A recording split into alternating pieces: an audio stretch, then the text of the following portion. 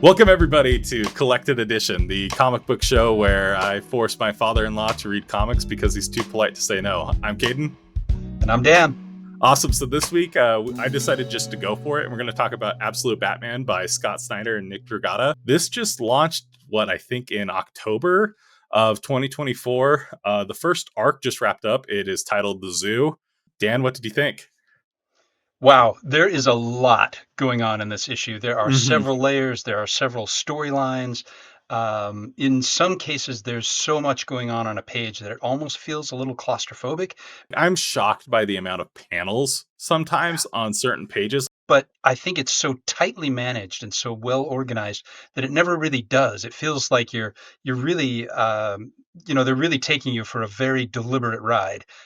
So there's a lot to pay attention to, but it's I think it's rewards closer looks. A little bit of background for this book. Uh, Nick Dragotta is famous for having worked on East of West with Jonathan Hickman, who is a very famous comic book writer. And Scott Snyder is honestly probably the biggest writer to be on Batman in the past 15 years. And if not the biggest writer, he certainly has the most popular run. And his run starts during the New 52 era, where they're trying to reboot the DC universe, kind of similar to this Absolute line, make everything fresh and new. And Scott doesn't necessarily do that with Batman when he wrote that story.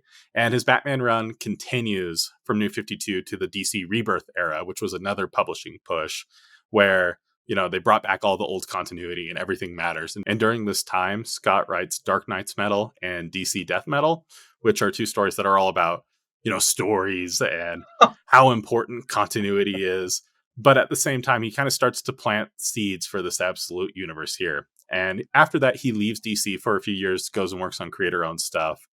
But in the interim, DC kind of comes to them and they're like, hey, the comic book industry is kind of in a slump. What do you got? And him and a few other creators like Joshua Williamson developed this idea of DC All In, which is their newest publishing push, where they were going to do the best of both worlds. So in the main universe, they're doing that DC Rebirth style, all continuity matters.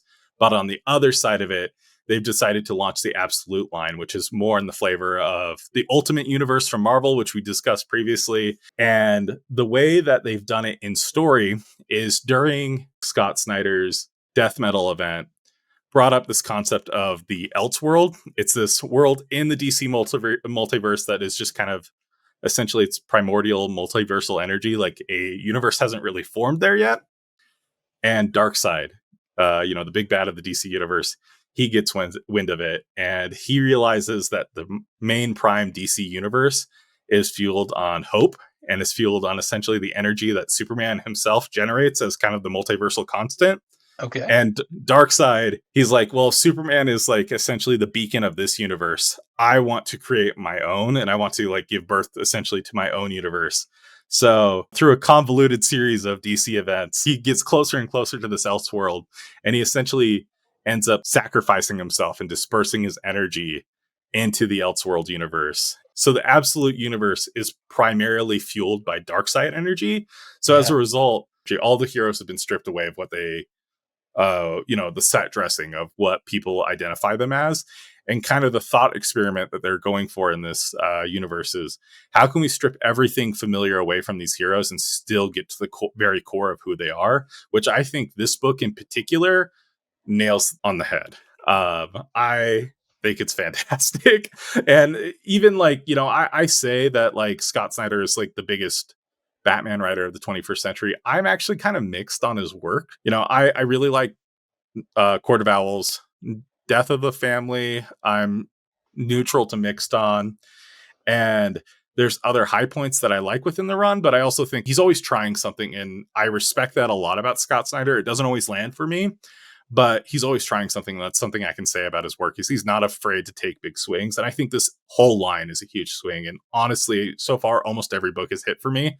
I haven't read Absolute Green Lantern yet. Yeah, it just came out this week, and my comic book store, bless their hearts, they tried their best, but it still hasn't come in yet. So the second it does, I'll have read them all. But so far there hasn't been a book I've disliked, at least out of the gate. But I don't know. Absolute Batman. Do you want to break it down for us?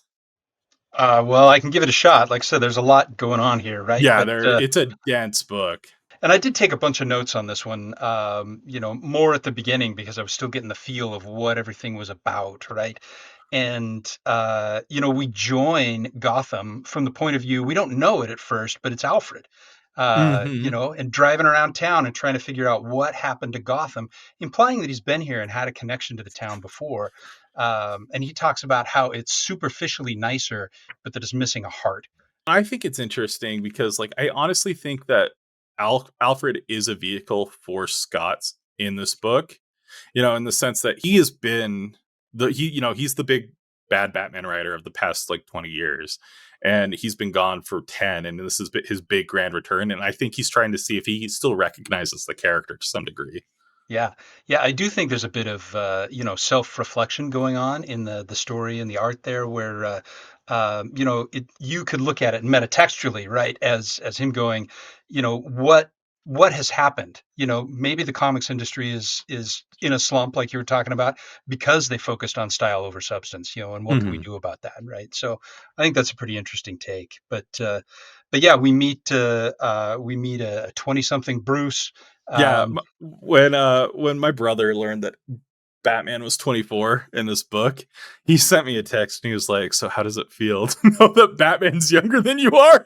Right? Yeah, I was like, you've crossed a line. "Ugh." He's 24, which I'm like, I this is the book that made me feel old. Is I was like, 24 is too young. You don't You know can't do anything. that. I'm like, 24-year-olds don't know anything, and Right. me Yeah. and my ever so wise late 20s. Right. Left all that behind. I love the introduction to Bruce because we see this guy punching this heavy bag. Psyching himself up, right? Well, but and it's almost Batman-esque dialogue. It does a good job of tricking you into thinking it's Bruce. Got And he's me. talking Yeah. about, oh, you have no fear, no weakness, and then the reveal that Bruce is behind him and he's just a Goliath. Right. Yeah. And then I love that line. Oh, sorry, Bruce, I'll get out of your way. And he says, "Don't worry, love is in the air," because this Right. other Yeah. guy's psyching himself up to go on a date, and then he just lays into the bag, and I'm like, oh, that's so cool. As like Bruce is laying into this bag, we cut back and forth between Bruce and his first night out as Batman and his origin, which in this continuity, we reveal that Thomas Wayne isn't a doctor or a surgeon like he normally is, but instead he's just an elementary school teacher, which I really like. But they make a very big change to the origin. How did you feel about it? So I thought that um, in normal, so Batman is the one comic that I have any exposure to, outside of Hmm. this, right? And I think that's probably true for a lot of people. If they have exposure to anything, they're going to know something about Batman, right? Hmm. It's so infamous that we actually make fun of it now. We complain about not wanting to see it anymore. We're like, if we have to Right. see the Waynes die outside of a theater one more time, like Can I'm we going to not? die. Yeah. It's Right. something we actively want to avoid. Right. Well, and I think, the fact that, in this universe, we're used to seeing Batman being a victim of, just an alleyway shooting, but in this it's a mass shooting. And I think that's a very delicate line to walk in today's world. And I think this could have been, if you had told me before I read this issue that Absolute Batman is going to be created out of a mass like active shooter event, like I would have been like, okay, that's a terrible idea. That's in poor taste. And, there's no way you can't thread that needle, but it does to the point where when I read the first issue, it wasn't until I was talking to Brianna, my wife, that she was like, it's a mass shooter. And I'm like, Oh. oh. Yeah, it And- was very restrained, I think, subdued the way Mhm. that they did that. They didn't make a big deal out of it like they do with some other issues in the book. Well, and I think the thing is I really like how this is honestly like a comfort book for me right now. Every political issue that it's tackling, I'm like, oh, thank you. you know. But like I've heard Snyder talk about this in interviews, and he talked to his kids, I guess, and he was like, what are kids scared of today? And that was one of the things that he wanted to tackle. And I think that's really interesting because I think 100 years ago, when Batman was created in like the 30s, I think crime was different than it is now. Mhm. It was a lot. And I think this is something they tackle a lot in the book is that it used to make sense. You were rich, you were in an alley, you're going to get held up. Where they don't really have an explanation as to why Joe Chill does what he does in this universe, and it's just a random act of violence that creates him. And Yeah, I and also, in effect, they navigate their way around that so that if you want to know, you're never gonna find out, at least in what we've seen so Mhm, far. There's a deliberate gap, kind of a privacy almost around the specific, interactions between Bruce and Joe Chill that, they leave it, ambiguous, and you do tend to project your own meaning on it. Yeah, but what really appealed to me about this as I read through the issues, right? It wasn't all clear at first. Like at first, it looked like they were just focusing on the shooting at the zoo, which I'm like, okay, that's an interesting way to reskin that, right? To put mhm, it in more, proletarian kind of terms instead of, the upper crust, right? And but as I read, and especially in issue 4, but really throughout the entire 6 issue series, they're drawing out the origin story and making it deeper and more protracted. You see that it's not a single event. You see that it's a series of things that have led him to be what he mhm. is at the point we pick him up. At least I Yeah. do. Well, and I think that's what's just so interesting is we get the hints of it and we find out more and more as the series goes on. But yeah, in this first issue, we just learn that you know it was only Bruce's father that was lost. The big reveal later in the book is that like Martha Wayne, is still alive. She's a social worker. It was just Thomas who lost his life, but it was because Bruce entered into a science fair competition it was an engineering competition. He won, and as the first place reward, he got a school trip to the zoo. And as a result, the shooter comes in, kills Thomas, and his last act is to hide Bruce away in the bat exhibit, where instead of the cave, it is the exhibit. And, this is where Bruce has that interaction with the bats that we typically see. But then, we cut back to Alfred. And yeah, there's no way to put it other than like this Alfred is just a grumpy SOB. you know? Yeah. uh, Yeah, the way I was thinking of him was he's like, Jason Bourne in his 60s. He's like, I yeah. don't have time for any of this crap, and I've done it all, and I don't care anymore. Well, and he thinks he knows how the world works. And I think Yep, that's very important. that is. Yeah. But as Alfred comes back to the city, we meet or we imply that he has a daughter here, Julia, and their relationship is soured. She doesn't talk to him, and even though he doesn't want to be in Gotham anymore, he clearly does because he's still looking for that connection with his daughter. And he's there. We don't necessarily address which spy agency he's working for. It's some like I would assume it's some like international cabal of spies. I'm assuming it's going to be like Argus or Checkmate, some sort of DC Shield equivalent. Um, but he's being sent there just to observe this. I don't even want to call him a gang, but they call them the Party Animal Gang in this book, and they are a group of just randos that are wearing crappy prom clothes and gorilla masks. I think originally like gorilla skull masks, and they don't have any active goals or anything. All they seem to be doing in the city of Gotham is just random chaos, and the descriptions of what they're doing are horrific for me, Yeah. which I think Yeah. it really works. It's like they're like, oh yeah, it's like they set a daycare on fire and they danced outside as 32 burned, and I was like, oof. Oh, yeah. When you get little background images of them, not Mm, just, gunning people down, but then coming along and, you know, relishing in abusing it. the bodies afterwards, right? And it's Yeah, like, wow. Yeah. yeah, just monstrous images. And Alfred has been sent to observe them for whatever reason, and they hint, they're like, there's another active player here. You are allowed to engage him if necessary, but we want to keep just tabs on it. And I think this is one of my favorite interactions of the book. Is Alfred is rolling through on his motorcycle. He goes to pick up tea at his favorite tea shop. The owner says, "Hey, it's dangerous out here. I wouldn't recommend leaving your your bike out."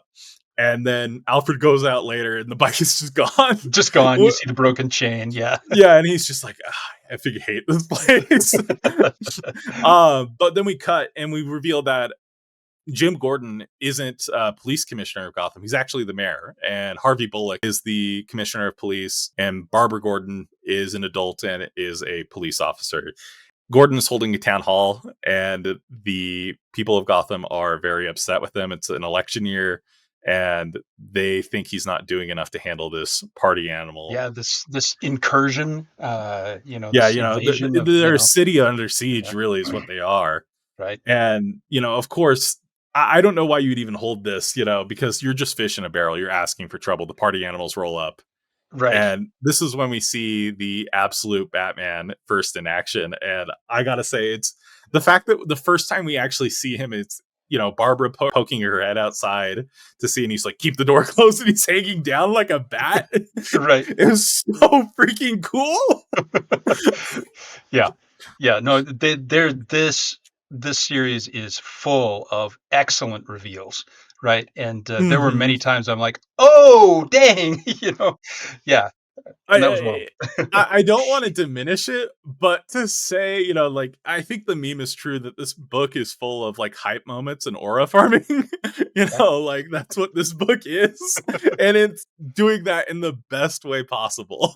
Well, and there's one particular what I consider to be the biggest example of that comes in issue 2. Where Oh yeah, Alfred is talking about yeah. No, that is easily my favorite reveal in I think in this series. But I think in this issue, it's got to be it's the bat axe. Like the fact that the bat symbol is a oh, giant yeah, weapon. I think it tells us a lot about this Batman because Alfred is observing him and Bruce is just taking out these guys. Like, and the fact that his cape, it's not a traditional cape. It's a series of straps that have like I don't know what are you probably know the words for these and I don't. What are the little bat arms, like the right, little yeah, no, I claws? don't know that. Yeah, those I little, think they call it a claws, yeah. bat arm in the book, but the Bat fact that it's like thumb, they call it a a bat bat thumb. thumb, Yeah, the fact that he scuttles out and he's like on top of it, and he's like swiping at people. I'm just like, this is so cool. But the biggest, baddest party animal, wants a piece out of him, and that's when we reveal, oh, the symbol is actually an axe, and he just straight up takes the dude's hand off. It right, is yeah. so cool, and I think that's what I find so interesting about this book is Snyder's like, yeah, this world is darker, so the heroes have to burn brighter, and this Batman still at first I wasn't expecting him to keep the no kill rule, especially when I was seeing the previews of this coming through and he was, taking off people's hands with axes. And I was like, okay, this is a little brutal. There's no way that he's going to kill somebody. And the fact that he doesn't is so interesting to me, but he's willing to be as brutal as he needs to be, but he's still not going to cross that line. Yeah, he's far more. I mean, Batman's always been about spectacle, right? Like Mhm. explicitly so, right? But here that is, the burn brighter, not just metaphorically, but in spectacle, right? He's got to be a bigger contrast, and so he is. Even Alfred Mhm. points it out. He's making a show out of all this, right? Yeah. And Yeah. the I thought that choice of and it's mentioned later in the series too. Wow, that is an ugly bat, on his Yeah. his chest plate, right? And it is, and I think that's interesting. We'll come back maybe later to where I think that theme kind of came from because it never really Yeah. addresses it explicitly. No, well, and the fact that he's putting on a show, and I think you see that playfulness in here is this Batman is still written like he's an early 20 something. The fact Mhm. that he chops off this guy's hand and he says, there's a hospital like 3 blocks away to the east, or is it the Oh, south? I I can't can't remember. remember. And I'm just like, oh, this is Yeah. cool. And Pennyworth's liaison is telling him to engage. And he's like, no, Mhm. I want to watch this kid. Right. Like, he's got something to him. And that's when we reveal instead of traveling the world, he's essentially learned everything from the city of Gotham. Is Yeah.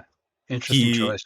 when he got the inkling in his brain to become Batman, he gets it together. He goes gets a football scholarship, but then fakes like a soft tissue tear Yeah. and takes himself out. But there in college, he studies everything that he can, ranging from like criminology to engineering.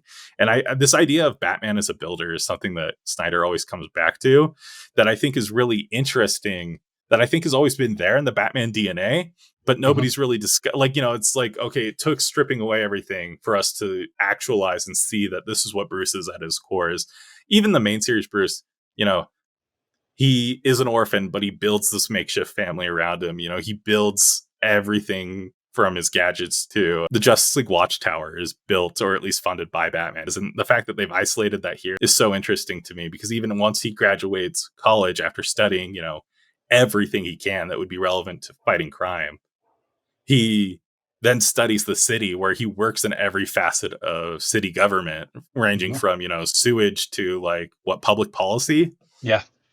and he eventually settles on being a city engineer, but he does so just to understand every part of the city. So, you know, I think this is actually a change that I really like is the fact that Batman doesn't need to go around the world studying with like the League of Assassins or Henry Ducard or, you know, whatever origin you want to go with, you know, all these mentors. He can learn it all from the city. And I think that's really interesting is it it makes him, you know, I think the biggest thing that a lot of people look at with Batman is he's self-made in some degree. And I think depending on how you want to interpret that and look at it, that might be problematic. But here I think it's really interesting that it's purely on his own merit instead of, you Yeah. know, merit of his money. And I love that. I think that it's modern, very modern in the sense of him being tied so much to the place and being that Mhm. he doesn't have to go out and learn some mysterious knowledge in Tibet or whatever, right? Mhm. He's just completely embedded into this place that he's so attached to, and he just deepens that attachment.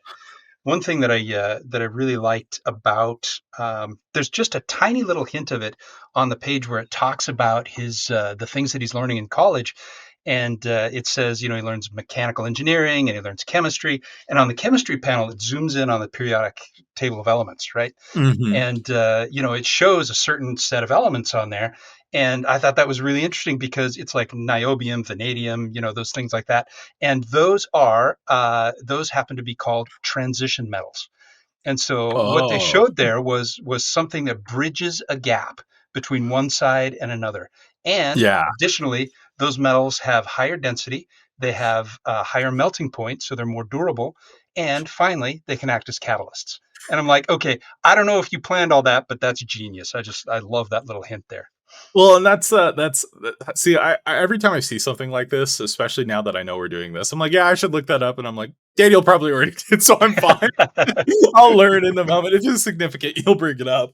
Uh, yeah, that transitionary element is really interesting because I think it's not only on, you know, as a character level, but like on a metatextual level, and the fact that this is a transitionary, you know, Batman in the sense that okay, what is Batman when we strip everything away? What is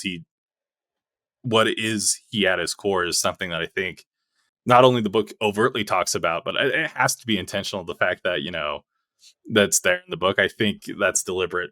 Man, sometimes I'm like, yeah, I could never write like this. Yeah, it's a little Well, touches like that where you go, oh wow, that was good.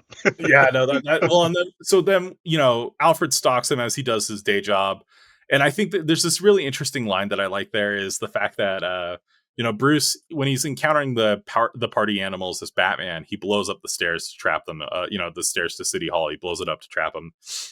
And then the next day, Alfred's stalking him, and he says he's even repairing the stairs that he destroyed, you know, the day prior. And I'm like, that's a really nice touch because I think that's something that comes up in this book a lot. Is, you know, there's a lot of, especially in issue 2, there's a lot of just cool stuff.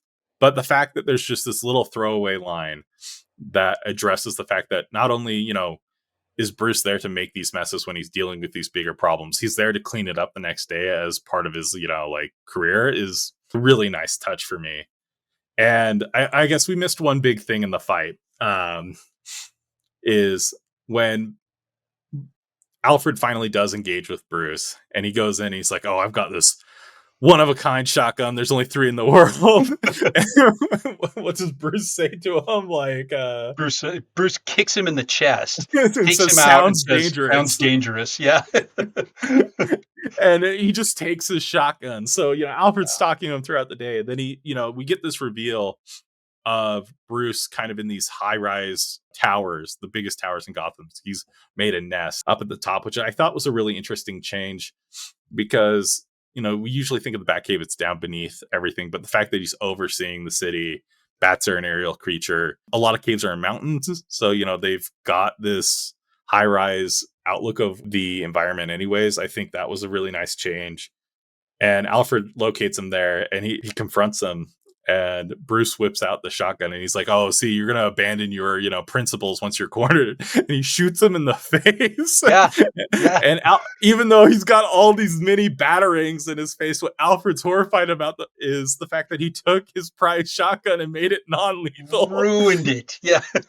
And then it gets even better is Alfred hears like the rev of his motorcycle, recognizes it as his own that was stolen, and Bruce just takes it out of the building off the highest floor. We Well, don't and figure on out his way out, he's like, "You're not the only one who can follow people," and then he just drives off the side of the building.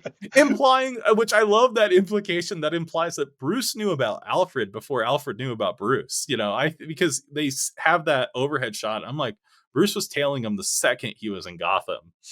And And something else that I found really interesting about that is when we rejoin Alfred the next day and he is tailing Bruce around town, he already knows everything about Bruce, right? mhm, Everything. He knows the story about his dad. He knows the science fair project. He knows that he's seen the x-rays of his injuries in college and he knows he was faking it, right? And he kind of gives us this whole narrative and never is it explained. Again, we think, okay, there's this shadowy organization behind that must be it, but it's never really explained. People already know who Batman is, right? yeah.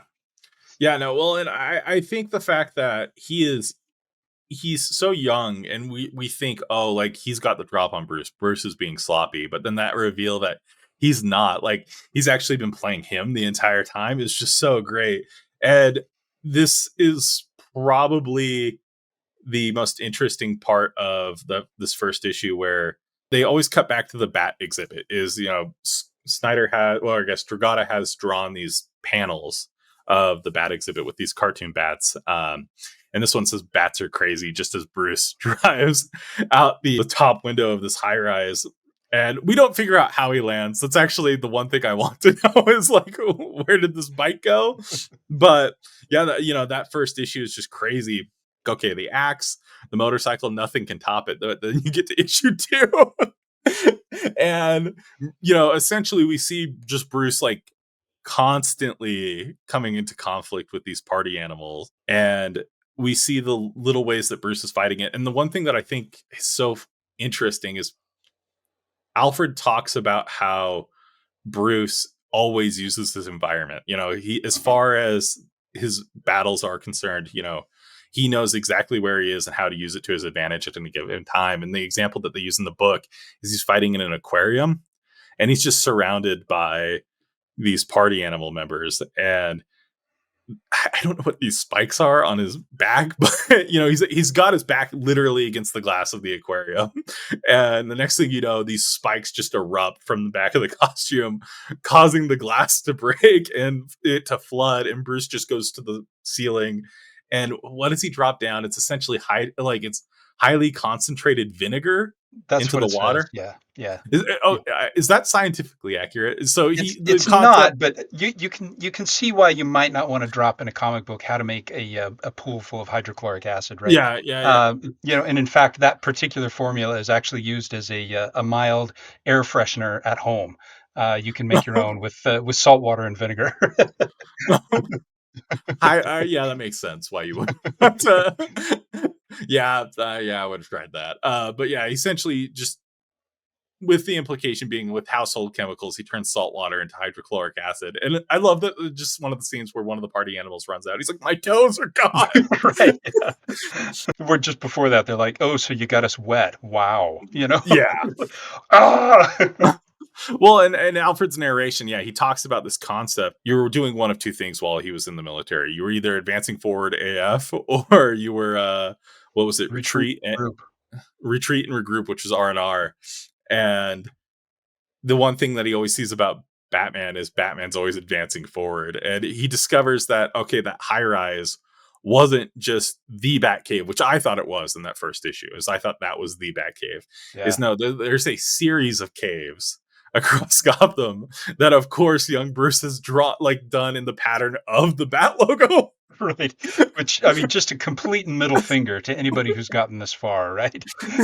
Like he's like, and so like, there's dozens of them, uh, and yeah, essentially, it gets to the point where he's like, okay, we're finally at the point where we're going to see Batman retreat, and the party animals have tracked him to the same high rise that Alfred tracked him to, and they start to run up, and the next thing you know, the building explodes, and in the shape of the bat cowl, and he says, just when I thought he was about to retreat, he advances forward. That's what Batman is, Batman AF, Yeah. and it's the What a coolest. payoff, man. It was great. I was like, well, and apparently, oh man, they were talking about it. This was Dragata's idea, was this Batman AF concept. Was, I think Snyder had, if I remember right, Snyder had previously written the advance forward stuff, and Dragata was the one that made the connection. Connection. That's And he was like, amazing. no, Yeah. we need it to be that he's Batman as Oh, yeah. Another which little touch of is genius there, I think.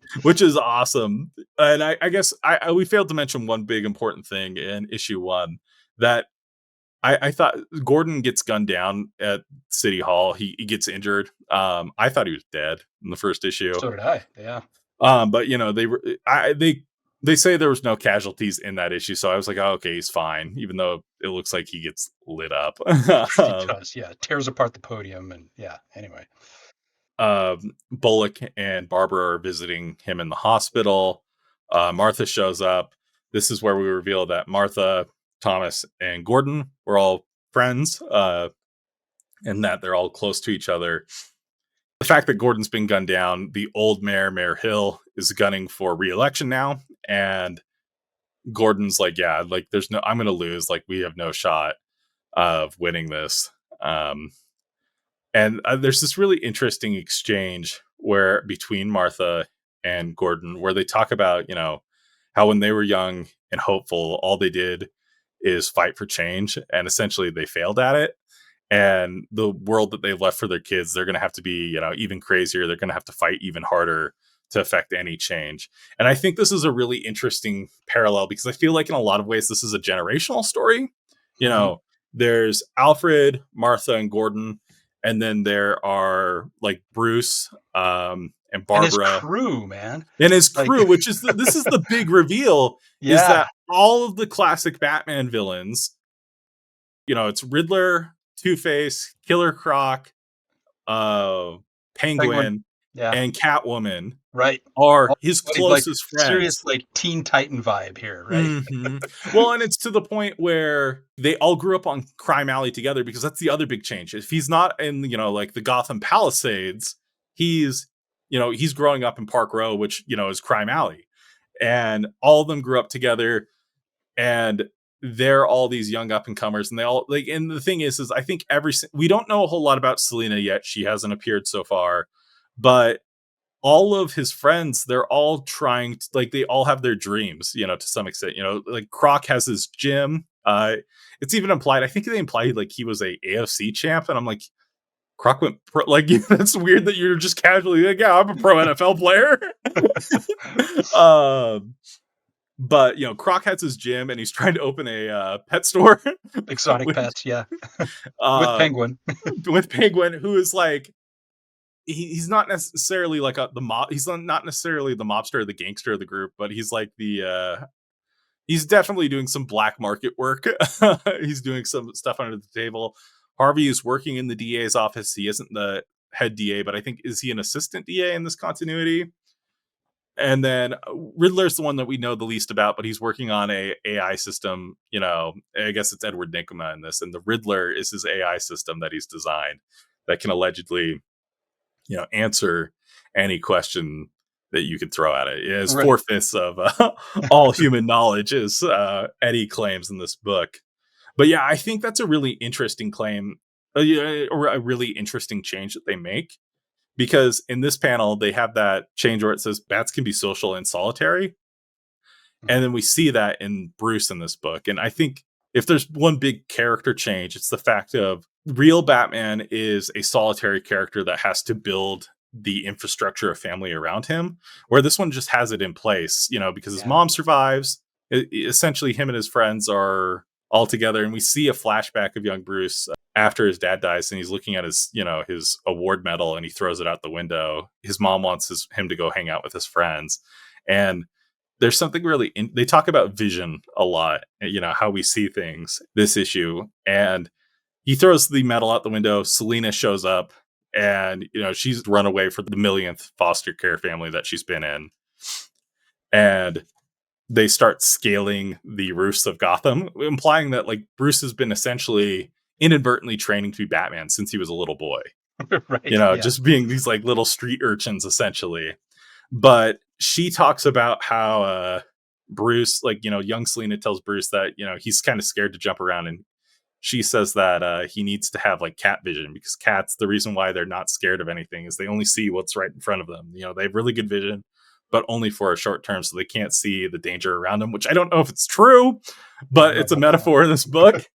But I think it's interesting because Alfred essentially says the opposite. Is he's criticizing Bruce for not seeing the bigger picture, for not doing enough, for not pushing himself. He's like, hey, you can't change anything because it's so big. Yeah. What? There's a lot of competing themes in this book. In fact, I would say it's one of the things that stood out to me as how tightly managed the book was. Mm-hmm. Is these themes are really very deliberately put in there, and they're very complex. And yet, Mm-hmm. most of the themes you find, just in the little bit of looking that I've done, they have an opposite elsewhere in the book, right? And so, really, this whole book is about exploring. Uh, Different perspectives on how life ought to be, right? And Yeah. in fact, the whole absolute initiative, as you spoke about, is exactly that. It embodies that same thing. How else can life be, and what do we do in those circumstances, right? And so those themes pop up again and again in all these issues. Well, and the thing is what the second that Mayor Hill announced that his candidacy for mayor, Bruce talks to the Penguin. And he's like, yeah, like, I don't know what the party animals are doing. They're not moving in on like drugs or gun running or anything. They're just here to cause problems. But the one thing is ever since they've been here, Mayor Hill's been talking about this new cash flow that he has. And what does he call it? The gold box. He has Golden this new chest, yeah, the golden chest. And Bruce does some investigating. He goes to his, campaign office, and he finds a file.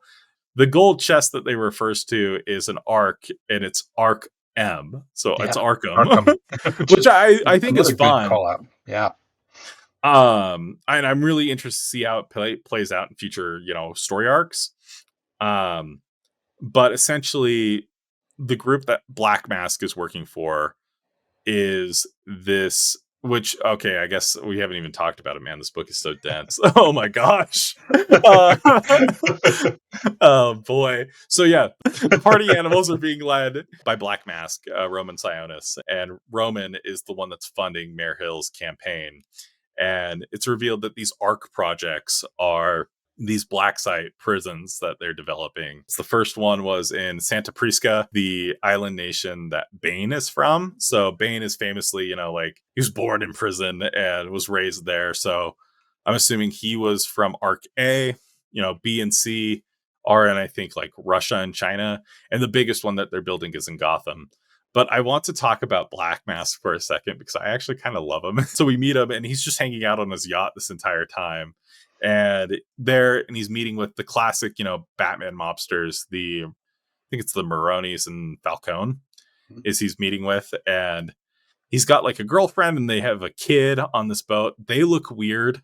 They look like aliens. I think there's going to be an explanation. I'm assuming that they're somehow tied to the ARC projects, what I because would guess. Yeah. they imply that there's some genetic tampering going on there. But And don't forget the you know, DJ, Dr. Benjamin. He has a degree in musicology. I love that is my favorite onomatopoeia in the book is that in the background. And oh man, so yeah, the Maronis are meeting with them, and the Falcones are meeting with them, and they're like, hey, you need to get off our turf, like we've been here for like 150 years. And this is the biggest Snyderism in the book, is Snyder loves giving a history lesson in Mm, each of his books. Like Court of Owls, he talks about like the history of Gotham all the time. American vampire. It's entrenched in like American history, and he just loves. I don't know. I've never heard him outright mention it, but this dude he must love like historical nonfiction because he's just always whipping out these facts. And he's like, Black Mask is obsessed with these death masks, which is a concept that I'm unfamiliar with. You make a mask of somebody at the time of their death. And he's like, oh, I have George Washington and Socrates and all these famous people. And he reveals the Moroni's brother and Falcone's cousins, just all of death masks. And then you see his girlfriend and their kid just kill They just Moroni and gank him right there Falcone. at the table. Yeah. Yeah, this like this essentially she has to be like eight, just straight up stabs one of them in the eyes, and I'm just like, oof. Whoa. Yeah. Black Mask is this oligarch that is working for a group of oligarchs that are doing this black site illegal stuff that are essentially using money. And the reveal is that the party animal masks are essentially feeding you information. They've gamified these horrendous crimes that you're doing. So if you kill somebody, you're getting 250K. So these, losers are doing it just to make a quick buck because they know you can take advantage of it, which we've seen recently in our own world is that apparently, yeah, you can just throw around money like that and it's no big deal. Yeah, I think this is one of the most overt, messages, that's embedded in the Mm-hmm. book, right? Is that with the one exception of there in episode or in issue 6 where Black Mask just comes out and says it, Mm-hmm. right? But other than that, this idea that the oligarchs of the world are just setting it up so that you do what they want, and it doesn't cost them anything because money doesn't mean anything, Mm-hmm. right? I mean, they've got all they need, and they can just throw it around and get whatever they want. And but people down here, down at the lowest levels, have no choice but to scrabble or live in Yeah, misery, fight for the right? scraps. Yeah. Well, and so yeah, Yeah. Bruce breaks into Mayor Hill's office. He discovers these Arkham files, and then Black Mask appears on the screens, and he's like, "Hey, I've been watching you. You've been looking for me. Let's meet if you can survive." And then it's revealed that they've tipped off the police, and on top of that, the party animals are just swarming into this building. And Bruce just, he makes a quick escape. And this is again just another reveal that's just so great. Is Alfred confronts him and he's like, "Hey, we should team up. We should work together." He's like, "I have a car out back. Is yours closer?" And he's like, "You're in it." And the big reveal that like the Batmobile is this like industrial like dump truck. Killdozer. Yeah. Which, oh man, when I saw this, I texted my brother and I was like, "Who let Dad design a Batmobile?" It, Though it is an interesting call out because it wasn't so long ago, maybe a decade ago, that the actual Killdozer was kind of a meme, mhm. right? Killdozer, the story was that there was a guy in a small community who just kept getting shut out of the community, and eventually took his bulldozer and welded a bunch of plates to it and just started busting through structures, and this Batman is a very much a man of the people. He Mhm. has a blue collar vibe, which is utterly different than any other Batman I've seen. And I think that's another deliberate call out. Well, and well, the funniest thing is the thing isn't even to scale. I was looking at actual pictures of these things. It should be like at least 3 times as big. Yeah, he gets it and they take off. And I love issue 3 because issue 3 starts off with Alfred on, this dumpster truck of a of a Batmobile being like, I've had 40 identities, I've had dozens of names, and right now I am driving through Broadway on this like thing that just calls attention to me. I think I hate Batman. But they're getting chased by the party animals and the police on motorcycles. And this is the one thing where I'm like, okay, like how much this is where my suspension of disbelief got tried the most, I think, in this story. Is as much as I love this Batmobile, the fact that it is able to shrink down and compartmentalize into like a race car. Uh, Oh, I didn't see that as shrinking down. I think it just shed the dump truck as a chassis, and the smaller Batmobile just kind of dropped I off the bottom of it. Is how I I thought. think so you see it later when it's because okay, the big reveal is that it's Yeah. also a submarine. It's also a boat. but it still has the dump truck part in the sub mode. I think you do see the truck Yes. later, yeah, but, Yeah, yeah, I don't know, it's not yeah, clear, I think. but either way, he has a turret in the back. Alfred's firing off mini bat projectiles, each with a different electrical charge designed to blow tires. Right. Not sure what the electrical charge has to do with anything, Yeah, but yeah, okay, cool. they could have just been like shuriken, but or jacks, but they had to be bat shaped. So he's like, okay, we should work together. Black Mask is offering you a deal, and if you stay out of his way, he's probably going to give you bare minimum 100 mil. And think of how much good you could do as Batman with that money, which I think is the biggest critique of the book. And I also think it's challenging a lot of people's notions of Batman. I think the big joke is that Batman's superpower is his money, Mm, and this book is taking that concept and rejecting it and yep, saying no, wholesale. that is not what Batman is about. And Bruce is like, he's trying to convince Bruce, and they're heading towards like the port authority, and he's like, "Where are we going?" And he's like, "How do we escape?" And he's like, "Pull that lever," and Alfred pulls the lever, and it just ejects him out of the I Batmobile. love that, yeah, that was amazing. Bruce takes off, and he drives the Batmobile underwater back to his cave. And this is where we get the reveal that the party animal masks are feeding the information to them, where yeah, if they do a crime, they'll get paid X amount for it.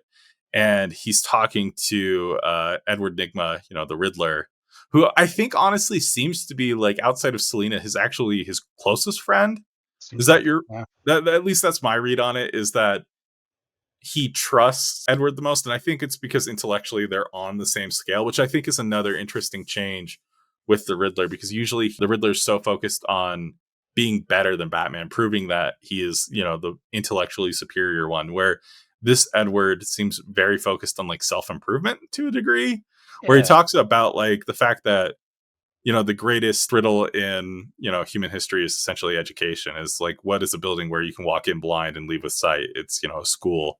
And I think that's a really interesting and, like, honestly kind of wholesome change to the Riddler, where he's still just as smart as he was previously, but he's wiser in the sense that he has this different approach to his intelligence, where he's like, no, it's not about proving myself to anybody, it's about improving myself just for me.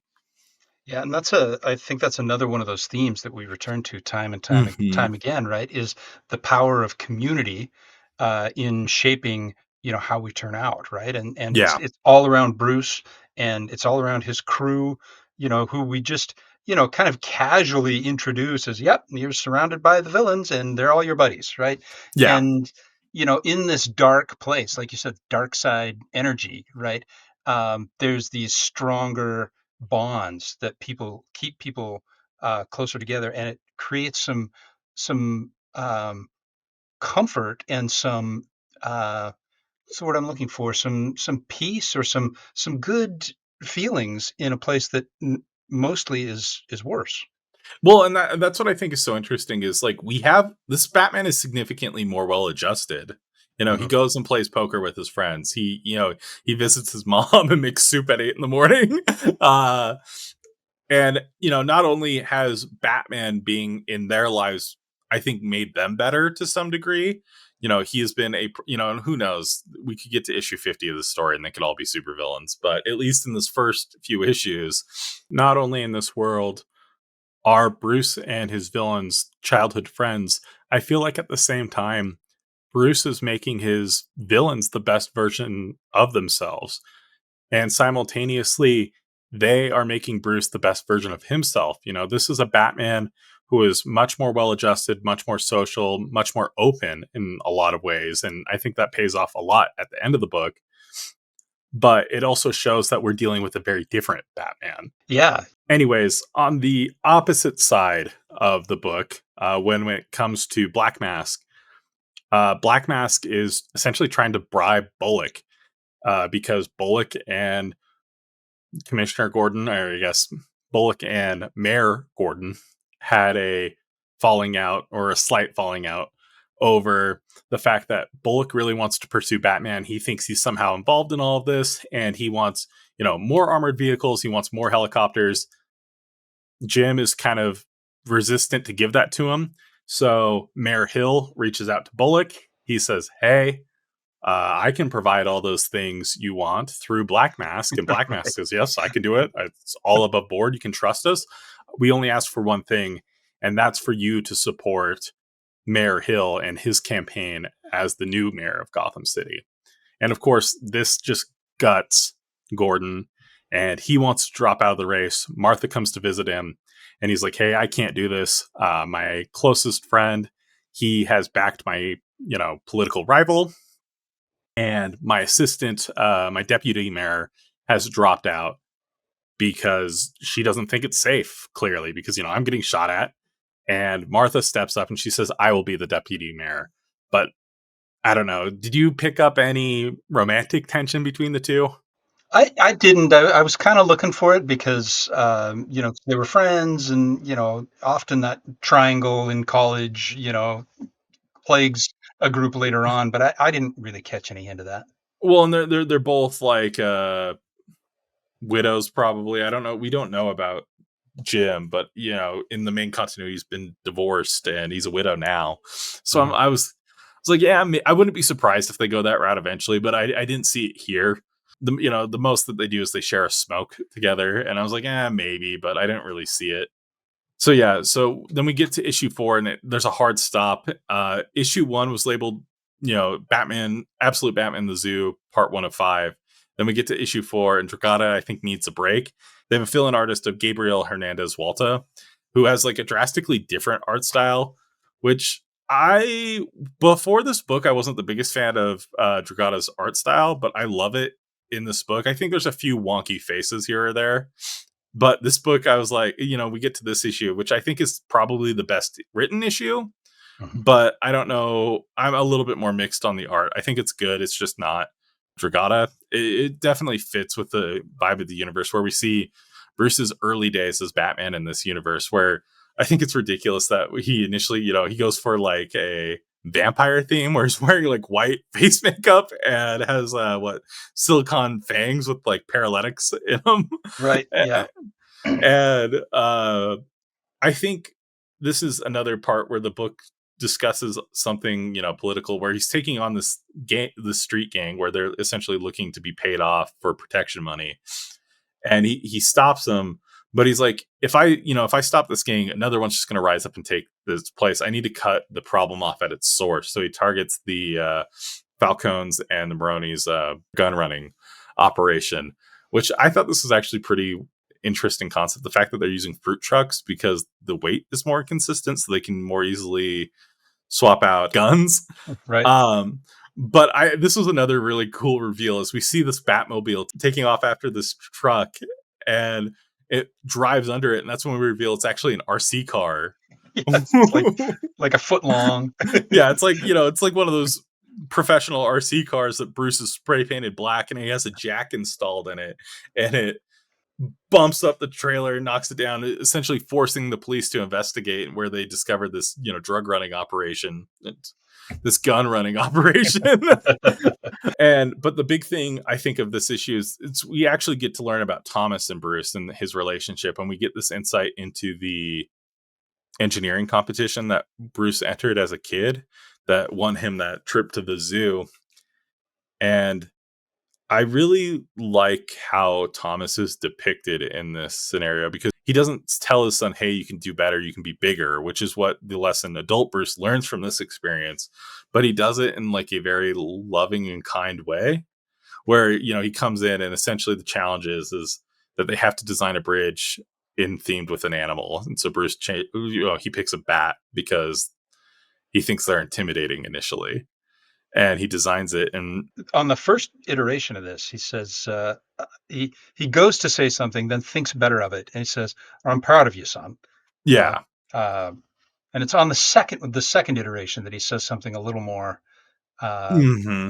up to Bruce to judge how it is for himself. Yeah, is that the best you can do?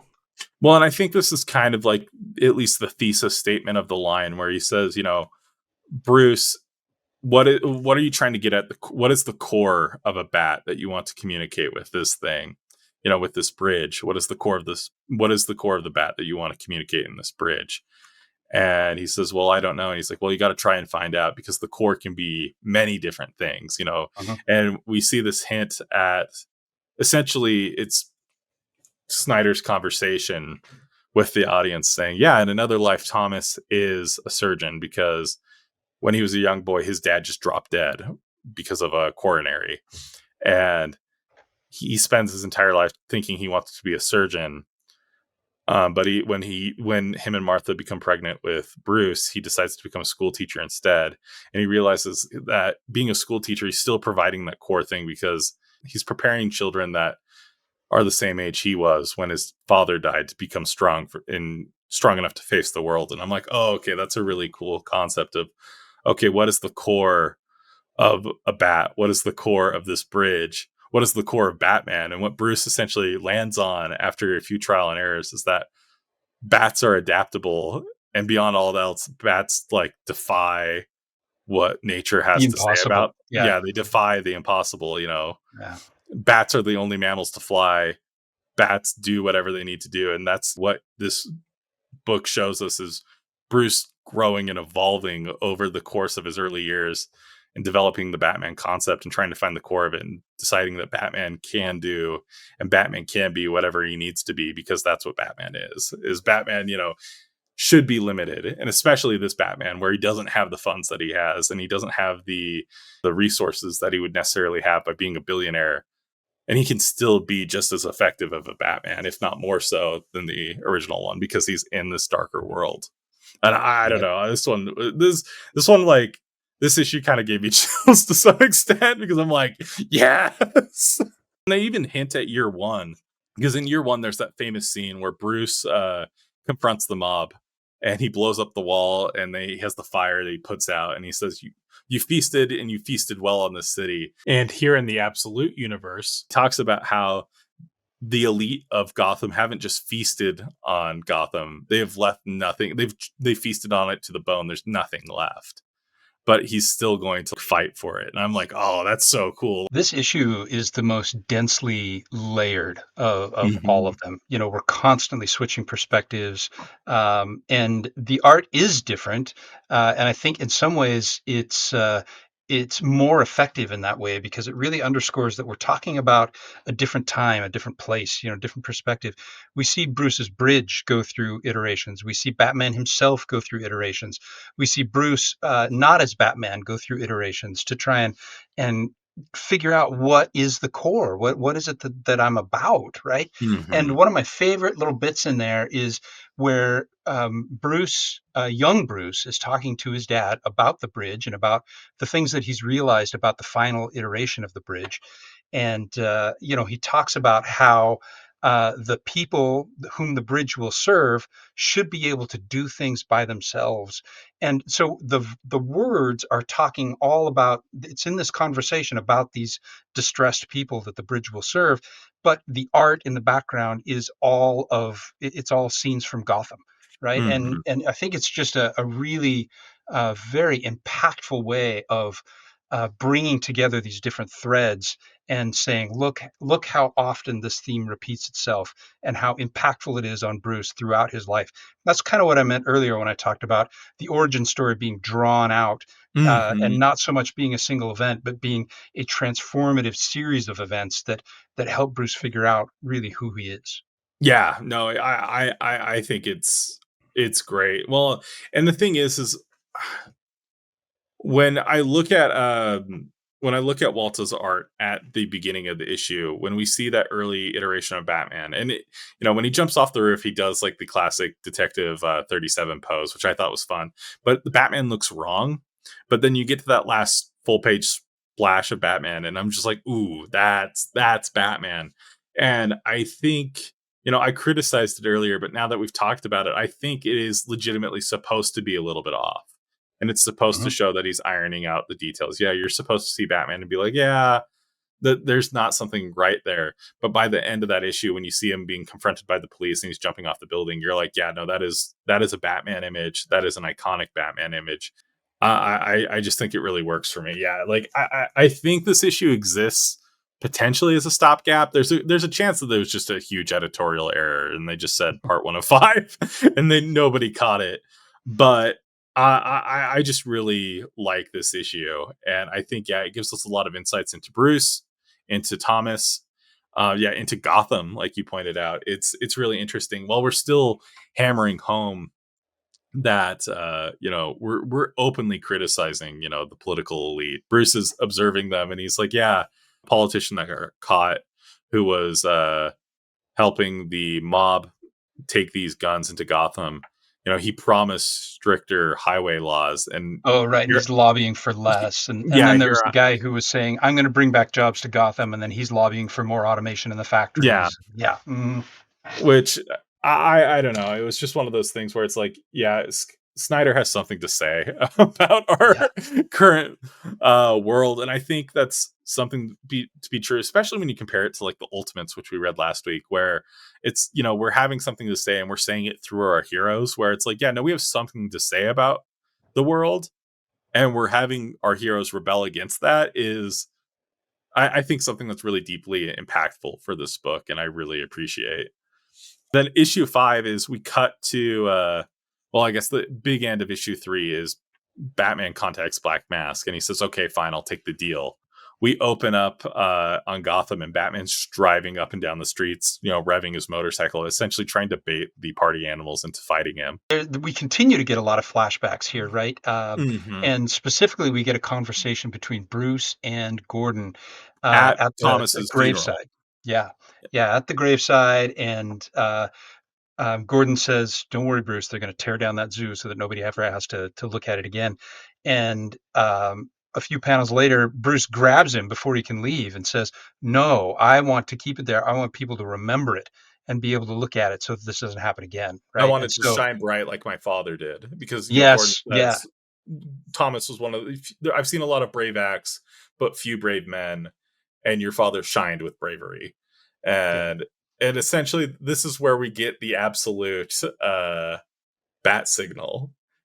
After Bruce is done taunting the party animals, he meets Black Mask on top of the skyscraper to broker their deal, and he's like, hey, did you get the money? And Bruce says, hey, yeah, I've already spent it. And Black Mask taunts him about the cars and the back computer of it all.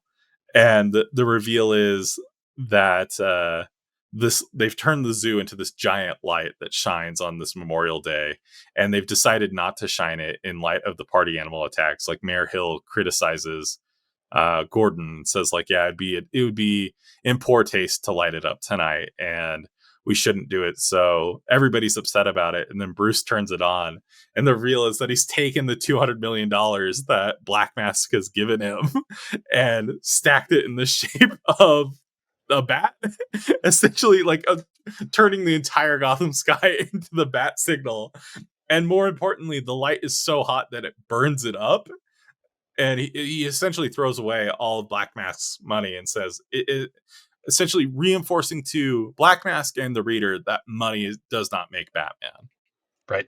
Yeah, yeah, I love that because it's burning away all throughout the entire altercation because, of course, Mm-hmm. Black Mask says, "All right, deal's off, take him down," and the whole time that that's happening, you get these little flashes of the light in the background, and the money is gradually burning up, like Mm-hmm. kind of like a fuse, right, in some Yeah. ways, or just a paper, burning away at the edges, and it's just such a great image, I think, of and emblematic of what they're trying to say. Well, and the news is commenting on it. They're like, there's tons of cash are on fire at the zoo memorial, and all the party animals rush Bruce, and we see a return of the hand guy that got his hand lopped off. Oh my gosh, this And little this is scene. it's so great. So he goes up out looking for revenge, and he's talking smack. He goes up and bear hugs Bruce from behind, forgetting that the spikes are there. And Bruce gauges them. They turn on, and he's like, "I'm stuck. I'm stuck. I'm stuck." He literally says, usually in fights, it's like, get him off me, get him off me. But here it's like, get me off him, get me off him. And then he says, "Oh man," he calls Batman "Sir." What does he Yes, say? sir, could you please put me, But either way, while they're, once the party animals are surrounded by him, it's a trick by Black Mask. He saw the double cross coming, and he starts taking out his own, men with the thought that Bruce is a good enough person that even though these guys are monsters, he's going to try to save them. And as he's trying to get in the way between the snipers that are taking out the party animals from above, they shoot him with a net and they get him pinned down. Well, Bruce is like, "Joke's on you. I have a camera in my helmet. We've been recording this whole thing. They've seen it. Even if you've got me caught." And he's like, "Oh, I don't care." And Nobody cares. Yeah. he goes into this essentially a monologue about late stage capitalism. Yeah. If he were Kingpin, he would be like, "When I was a boy." But here, he talks about how he grew up on a pig farm, Yeah. and it was his job to kill the pigs, and they would line him up, and every once in a while there would be a pig that accepted its fate. If the pig was relaxed and it accepted its fate, the bolt gun would get deep enough to hit the pleasure centers of the brain, and the pig would die in absolute euphoria. um and he's like, "Yeah, the world is dead. We're just living in the like we're living in the scraps of it. So why not Gotham? Let's live it up. Accept your fate." And it's revealed that he's deposited these party animal masks all across Gotham. And at the same time, his lady friend assistant comes up and she takes Bruce's the bat ears are literal knives, and she takes them out and starts cutting up Bruce, and they throw him off the building as the people of Gotham swarm to these animal masks and they start to put them on. And we cut to a scene of Martha and Gordon, and people start looking at him, and we see that Gordon's worth $1 million and what Martha's worth like half a mil. Alfred thinks Bruce is a joke for turning down the money. He thinks he's made this huge error. He's trying to abandon Gotham. He's kidnapped his own daughter to try to get her out of the city. And she says, "Dad, if we leave, you're essentially dead to me. Like, this is over." And we think Alfred leaves, and Bruce is worse for wear.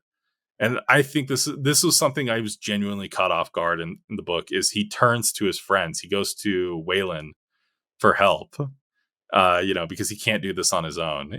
Earlier in the book, he talks to Eddie about, okay, like how these masks work, and there has to be server space somewhere, and the servers are too big to be taken down. But Bruce realizes that he can take it down locally, and he figures out that the Black Mask he must have a private server on his boat. Which, I don't know, Daniel, you're a tech guy. Does that check out? I mean, there's parts it checks out enough for, to pass, Suspension of kind of the a basic Yeah. believability, especially because he does specifically say at the end of the issue that he got a tracker, Hmm. on Black Mask, and he would go back to the boat, and so, you know, so yeah, he knows where to look, and yeah, you would take that down, and it would drop for a little while, but I mean, in the real world, if that were the case, it'd be back up in minutes. Yeah, it's enough for the story to work. But yeah, I know he gets his friends, and he gets Penguin to fly him out. He gets Ozzy, as they call him in this book, to fly him out. He's pissed. That's actually, I love this art for Dragata here, seeing Penguin irate with him, and then he has this awesome line where he's like, "Waylon wants to like punch you. Like Harvey wants to arrest you. Nigma, he figured it Eddie out says he previous." already knew. And he's like, "What would Selena think?" "Well, she'd probably think it's hot." And Bruce jumps out, and we get this like awesome splash page of Batman just jumping out. And this fight scene that comes up, he lands on the boat, he sees Dr. Benjamin, he punches him in the face, wraps him up in a life jacket, and throws him off the boat. And this is I didn't know how to process this when I read this. We see Black Mask's daughter question mark charge out And at him yeah, with a knife, and she's gonna like stab him, and Batman just picks her up by like the scruff. And then she's like, "Oh, I'll kill you," and she picks him up. And all of a sudden she's like, "You wouldn't hit a little girl, would you?" And we just see Batman look down, and he literally punts a drop kicks child. this kid into the ocean. She has a life vest on. He makes sure, like, he every time he throws somebody in. But I was like, Whoa. Now I got to point something out here, especially in contrast, like with the ultimates, not the ultimates that we reviewed last time. Let me say mhm. that over again. I got to point out something about the issue that we reviewed last time, right, where we talked about how hard it was to see some of these lines come out of Cap's mouth. when it just went so counter to who he was. But I think this just shows that you can do that if you set up the context in the right way, which Hmm. the other one that we reviewed did not do that, right? But here we see that in Batman, and we're like, okay, that yeah, that might be different than I expected, but I'm here for it. Yeah, no, or the main universe Batman would be like, "How do you feel about dressing up as a colored bird?" Where this one is like, yeah, he doesn't give an F. Right. And well, and especially I think the fact that we've established that this little girl, if she is one, is like a monster. Yeah. Like we don't feel bad. So it's just awesome. Like that face where it's like, yeah, main universe Batman won't do this, but absolute Batman will. Absolutely. But yeah, either way, he takes care of the little girl, he takes care of the girlfriend, and Sionis jumps down on him. And in the meantime, like, Martha and Gordon are being confronted by these party animals. Martha's trying to talk reason into them, and of course they're like, well, I don't want to kill ladies, so that buys them some time.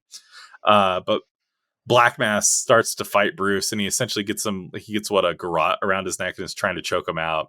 And he's like, "Yeah, I lied." So actually, my favorite part about killing the pigs wasn't seeing them accept their fate. It was the ones that fought the most and would scream and scream and scream until, like, the ones that thought that they could get out if they screamed hard enough.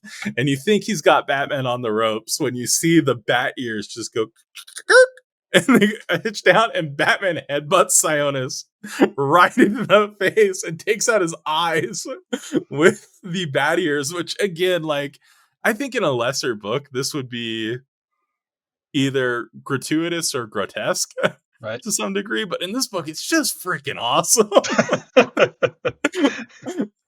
Like, Yeah. it's just like it caught me off guard. But yeah, and he's like, did they scream like this? And then he headbutts him in. Bam. Yeah. Wow. See a flashback of young Bruce while he's getting choked out, and his mother and him are going through a scrapbook, and they have the last photo that Thomas took of him and his friends at the zoo, and he's like, "Hey, why are we keeping this? This is such a bad memory." And she says, "Your father took it, and it reminds me of him because no matter what, your father always had hope. At the darkest moments, he knew that's when hope was the most important because that's when it was the hardest to have, and that's when it meant the most." Busted And out and and she actually. says specifically the times that he had the most hope were all about you. And she tells young Bruce that pain is important because you need to use that pain to become even more determined and even more hopeful. And she really kind of reinforces this idea to young Bruce that he needs to wear that pain like a damn cape to protect himself from other things happening. And that's how you win at the end of the day is, transforming that pain into something hopeful and bright. And as, we see this flashback play out, uh, we see young Bruce, essentially seemingly sacrifice himself by blowing up Black Mask's boat. Martha gets a moment where the second the party animals guys take off their masks, they're like, "Oh, we're not getting paid anymore." She lays them out, which I felt was great because I was scared that it was going to be like, oh, she was going to be like, "You can be better," but no, she takes this guy out, Right. and we think all is lost when we see Alfred, who apparently didn't abandon Gotham, arrive in the Batmobile, which we've already established is also a submarine, and save young Bruce and patch him up. And Alfred comes back to save Bruce. Sionis and his people are just left floating in the ocean. And that's where the story ends. Issue 7 hasn't come out. I think this came out maybe 2 or 3 weeks ago. But yeah, that's the first arc of Absolute Batman. Don't forget the teaser at the end. There is a tease though, and it's in issue 1, and in issue 6 is we get Absolute Joker, where this is which we turn it on its head is we see these two helicopter pilots talking to each other, and we reveal that Joker is one of the 30 richest men in the world, and he has been going around the world training with Henry Ducard, who famously trained Batman. He's trained with the League of Assassins, and he's killed each of one of them as he's gone around. So as where main universe Bruce went around and learned, grew better, Joker's essentially doing the exact same thing and is killing along the way. And then we get this tease that in the issue 6, where somebody comes in, Joker's sitting in this weird, I don't know, baby. Like he's clearly getting injected with something. And it looks like a weird Illuminati thing that your crazy uncle will talk about at Yeah, for real. Thanksgiving about how, the elite bathe in, virgin blood, which is what it looks like. Essentially, they're like, Scion has failed. Something's wrong in Gotham. Joker says, send in Bane, is the Yeah, tease at the get end. Bane, right? Which, here, let me show you absolute Bane. Okay, so he's just a giant slab of muscle that has a head randomly placed on there somewhere. So yeah, absolute Bane. Very controversial so far. Graham Nolan, one of the creators of Bane, has said like this design is a disgrace, and has went on a tear on the internet about it, which he then proceeded to retract, I think, later. Uh, but yeah, I'm excited to see what happens next. I think actually issues 7 and 8 are going to be absolute Mr. Freeze, and we're going to learn more about the Arkham stuff. I guess, yeah, what are your overall thoughts about this universe? Where are you looking forward to seeing it go the most, and what did you enjoy about it? It's really interesting the way that they've flipped a lot of these, and getting back to this a lot of these different themes, that we're used to seeing, and you get back to this idea of what does it mean, what is the core of something, and I think the implication here is that you decide what the Mm-hmm. core is. The core is what you hold on to, which is always a choice, right? Yeah. And I think it's interesting that some of the warmest moments here come because we're in the dark side universe, right? Mm-hmm. And that's just a really interesting thing, that they would make the point that it is under hard times that we draw closer together. I think overall, these 6 issues really drew me in. Mm-hmm. I even before paying attention to it, at the end of the first issue, I'm like, oh, I'm all in on this one. And then I saw, oh, that's actually the theme there. Hey, they got me on that one. Okay. Yeah. Well, All in, right? yeah, no, that's exactly it. Is like, I I don't know, I wasn't expecting to like it. I saw the art and I thought this was dumb, and I was like, yeah, this looks ridiculous. Then I read issue 1 and I'm like, this has been something that I need. And then even the themes about it, I think there's a lot of stuff going on in the world, and I think it feels like, at least for me, I feel like I don't have control over anything in my life. And to see that like being an active theme, and that's actually a really active theme in comic books in general, right now, is this battling of we live in a, not the ideal, I don't think it's the worst of times yet, but it's less than ideal, I think, for a lot of people right now.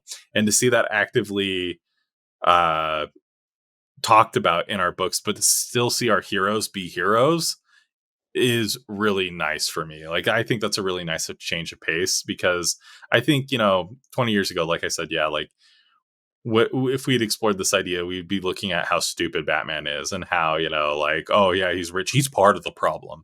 But instead, Right. we're going to strip it away, and we're going to explore that through a different lens, and we're going to show you that, he's inherently heroic despite those circumstances. No matter like what Darkseid can do to this universe, our heroes are going to still be our heroes. And I would say to some degree they are more heroic for still existing, in this more pessimistic and nihilistic world. I'll probably put a link to the first volume down in the comments. I'll have it linked there so you guys can pre-order it. Hopefully you guys enjoy this episode. I enjoyed talking about it. I will probably cover the next volume the second it's available. So awesome. Thank you guys for watching, and hope you have a good. Oh man, and I was ending it like a phone call. What the hell? Oh man, this is weird. Okay, I hope you guys enjoyed this episode, and keep reading. Thanks. See ya. One of the things that. Go for it.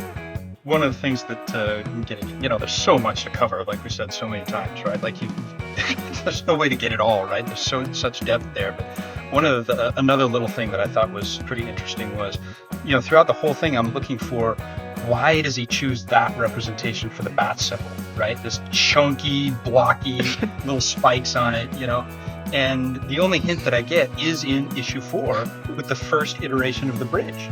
The first iteration of the bridge looks almost identical.